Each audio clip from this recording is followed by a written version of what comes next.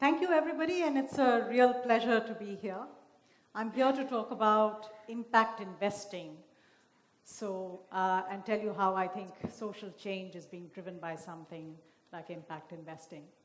But I'm going to start with a story of a small farmer called Lakshmanan. Lakshmanan has a 2-acre farm in the Eastern Ghats in Virudunagar. It's at the rain shadow of the Eastern Ghats. And sometime last October, he went out to his field and he saw a papery white film on his saplings. A worry for any farmer.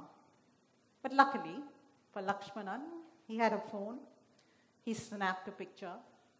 He sent that picture to an agronomist that was sitting about hundreds of kilometers away. The agronomist looked at the picture, came up with a prognosis, a disease, and a treatment. And Lakshmanan was able to execute that on his farm. If this had happened this October, he wouldn't have talked to an agronomist. There would be a machine learning app on that phone that would have told him what the problem was and what to apply and solve that problem. Lakshmanan saved his crop, and for a small farmer whose family is dependent on the income from that crop, this was a life-saving event. So of course there is impact in that story, but what is more interesting to me is at the intersections that it sits at. I'm sure we've all heard of Silicon Valley, right? Everyone in this room? Right. I'm sure not as many of us have heard of Virudunagar. Lakshmanan probably interacted with Silicon Valley a long time back. You know, maybe your favorite entrepreneur in Silicon Valley was having chili flakes on their pizza. But now Silicon Valley, or technologies we associate with Silicon Valley, had come to the farm halfway across the globe. And that's what's very exciting about this intersection. The technology that helps Lakshmanan was not made in Silicon Valley.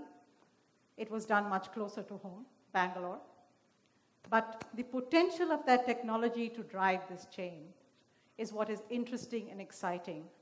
And I am honored to be working with a lot of such change makers, entrepreneurs who have come from various walks of life, from the best institutions globally, from large companies having worked on many different problems, who have decided or have found solutions to some of the toughest problems that we face. And that is where we sit in impact investing at Ankur Capital. We sit at an intersection, a very busy intersection. Lots of things are happening. We talk about money, profit, EBITDA, IRR, all of these fancy words that you hear typically in the finance world. But we also talk about lives that can change. How do we change the 500 million lives in this country, and perhaps globally as well, more lives that technology innovation can address? We talk about age-old sectors, we talk about agriculture, but we also talk about AI, similar kind of stuff that you heard before. I like to say we talk about bullock carts and machine learning in the same conversation, at least in most things that we take a look at here. So it's this intersection of impact investing that we are very excited about, and how investment into companies like these can be profitable, make money, but at the same time change the world for the 500 million people in India that actually don't quite have the luxuries that we all have sitting in this room.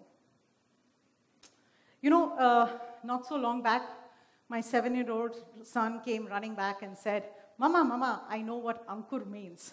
It means sprout. So far to me, Ankur had meant seed, and the word had come from the fact that we actually support very young companies. And they're called seed stage investing. So you give them small amounts of capital, and they grow. But sprout is a much better word, because we look at putting in capital, but we also look at supporting these journeys and making sure that these seeds turn to sprouts, plants, trees, and keep continuing on that journey to continue making the impact that they can here. So we like to invest in these innovations, and I think I've already sort of explained that to you, but I want to talk more about what this means. You know, what does it mean on the ground? Like, what are people doing? Anyone here know Pokemon Go or played Pokemon Go? Yes? Some people did do here, right? Anybody can tell me what you think Pokemon Go might have to do with a welder who is building a bridge over the Chenab? It's the highest railway bridge in the world. Any guesses? So the welder, Pokemon Go has a lot of augmented reality in it. The welder that's building the bridge on the Chenab was also trained on augmented reality. So one of the companies that we work with does this, and it's a similar kind of technology, so it's exciting to see the different applications of it as to how somebody can get much, much more skilled to build one of the most challenging civil engineering works that are happening globally. I'm sure we've all heard about the shared economy. We've heard about how we can share cabs, we can share, apartments for travel. But I'm sure you have not heard about the fact of how there is a shared economy of doctors in Jadol, and how people who have not had access to health actually utilize this, and 50,000 people have actually used these shared doctors to make themselves or their loved ones better. I'm sure you haven't heard of what we hear a lot of, which is called Uberization in agriculture. So this is not about cabs. This is about farming equipment. And how can we actually use that much, much more efficiently so I, as a poor farmer, also have access to a very fancy equipment, a combine harvester, which otherwise I may not have had yesterday. I'm sure each one of us has bought something on an e-commerce platform, whether it's a phone or whether it's a dress. But did you know that the farmer in Belgaum buys what he needs for his farms on an e-commerce platform? And so this is the power of the technology to move into markets that haven't quite been there, that haven't quite had this technology. And this is the power of that technology to change lives for people in these markets. And this is the kind of innovations that we are very excited to seed, fund, grow, and make money from. We don't want to do one entrepreneur. We don't want to do 10. We want to do the thousands that it takes to change the lives of people. 500 million people, that's our target. And thankfully, we are not alone. There are lots of big numbers out there of money that is going into impact investing, both globally and in India. These are billions of dollars. And it makes sense that you would put money that is for the future of not just making money, but also for you. So when we buy something, we pay a price for it. And we pay a price with an expectation that this good or service will deliver us something when we actually use it. So does it not make sense that we pay a price for companies that actually are socially responsible, create the planet that we would like to live in? So that's, I believe, is fundamentally what drives impact investing and will continue to drive it forward. I want to come back to impact here, and I want to come back to how I think it's important that we learn that this is a journey. For us, it's been a journey.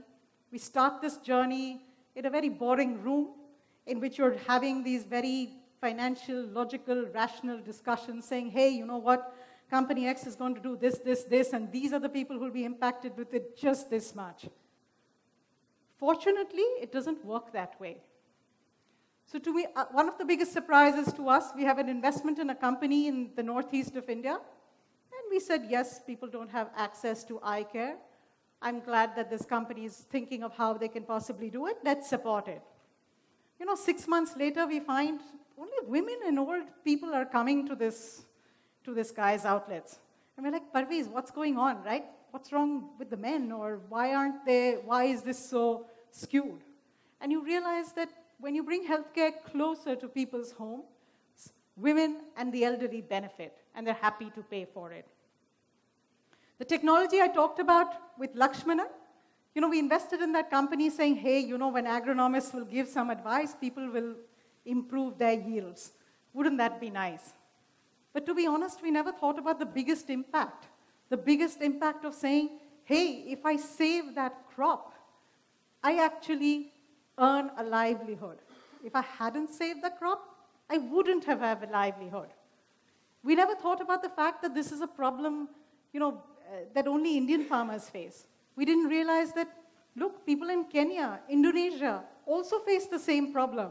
And if you come up with a solution, there is a much larger population here that will benefit of how this works. So that's a really exciting piece here. Personally, for me, I feel like I'm at a cricket game. I've got the best seat. I get to watch the strokes that can actually change this world.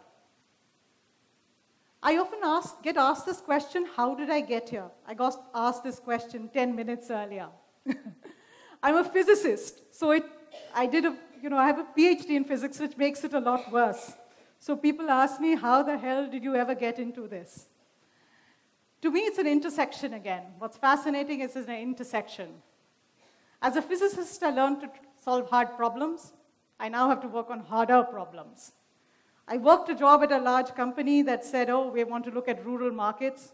I get to look at rural markets all the time. I worked, again, looking at inventions and innovations that could be beneficial, primarily aimed at the developed world. I now get to work on inventions and innovations that can be relevant to Bharat. So it's an intersection of all of that. And life comes full circle. The last investment that we did at Ankur Capital uses the technology that the lab I worked in long time back was working on. So amazing to see 2 women working on breast cancer, looking to bring 150 rupee breast cancer detection to people using the technology that was in the lab long time back. So that's what's amazing and exciting. I was a little worried about this talk. When you come to talk about the future, and you're talking to the future, you have a young audience, they are the future. What is it that you say? Pretty simple to me, right? The future is ours, but the future is more yours. So if impact investing can build a more equitable, sustainable planet, why not? Thank you.